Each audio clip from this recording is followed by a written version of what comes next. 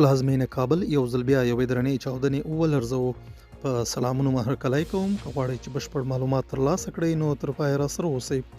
طالب چارواکو خبر ورکړی چې د چهارشنبې په سهار د پلازمینې کابل په 15مه حوزه کې مرکزي سیلو ته مخامخ د چاودنې له امله 8 کسان ژوبل شوي دي. ویل شوي دي چې د ماین دغه چاودنه د طالبانو تر ادارې لاندې د کلو او پراختیا وزارت مامورینو پر لیږدونکي موټر شوي چې تر اوسه په دغه پیښه کې د 8 کسانو د ژوبلېدو خبر ورکړل شوی دی.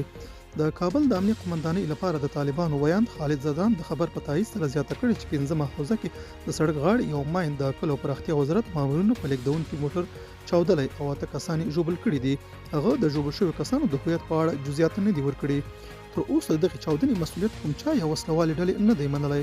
پر افغانستان د طالب واکمنۍ له پیل راهیسې یو شمېر چاودنو او بریدونو مسؤلیت داعش وسلوالې ډلې منلی.